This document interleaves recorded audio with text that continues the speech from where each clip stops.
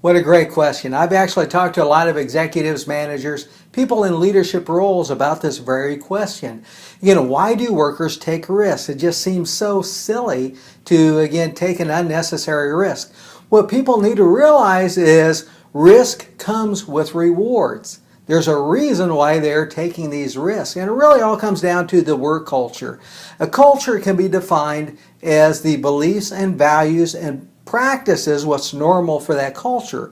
Well, if it's normal to put production and work ahead of safety, that's the way it's going to be then. There's going to be a lot of risks taken.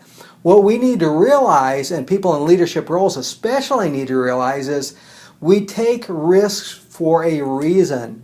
Everything we do, according to psychology, is based on three motivators. We have three motivations for most of our activities, for most of the things that we do, the choices we make. And those motivations are the desire for reward, the avoidance of pain, and the conservation of energy. So let's take a quick look at those and see how they line up with safety behavior. That first one, the desire for reward. As I mentioned with culture, what's valued in that work culture, if it's very much production driven, that's our reward. It's succeeding at work. We all want to win at what we do. No mechanic or person in sales or in any field of work wants to explain why they failed at something. If I'm a mechanic being judged against other mechanics doing the same job on a different shift, I want to meet the same production yields they do. I want the same low scrap rate they have. Our reward is succeeding at work. Now that second thing, the avoidance of pain. When it comes to understanding pain, we have to understand really two perspectives. The first perspective with avoidance of pain is we need to realize that most often than not, we worry about emotional pain over physical pain. Again, we put emotional pain in the forefront and physical pain in the background. We'll risk an injury to protect, again, that reward that we're going after. Another thing that we need to realize when it comes to pain is we don't believe as humans technically that we're going to get hurt anyway. There's something in our psyche that says, you know what, it's not going to happen to me.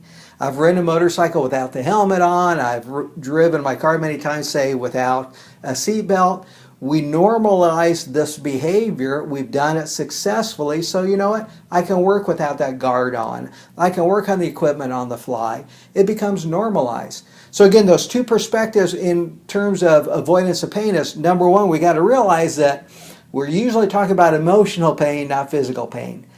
Because that second part is we don't think we're going to get hurt anyway. We've done it before a few times successfully, so that kind of deviant behavior there has become normalized. And if the culture supports it, wow, again, safety is not even in the picture yet.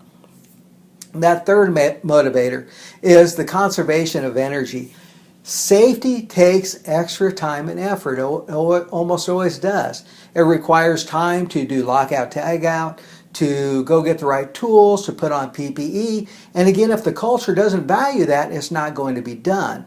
As a matter of fact, if you have a culture that's very production driven and someone does take the time to do things the safe way, they're probably going to catch a lot of peer pressure and ridicule, being mocked for taking the time to do that because safety is not valued.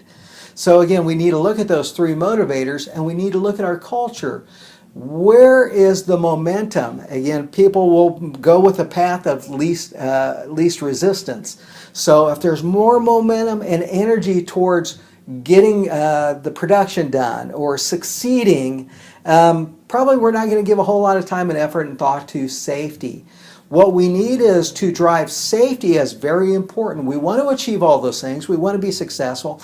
But you know what? People want that too, so you don't really need to promote that. You need to promote safety. We need to identify hazards and put safety measures, control measures in place so that people don't have to take risks. People shouldn't have to risk injury to earn a paycheck. So we need to put in that safety culture. We need to find out why people are taking risks and, again, mitigate that. Shift that culture. Make safety more important than it is.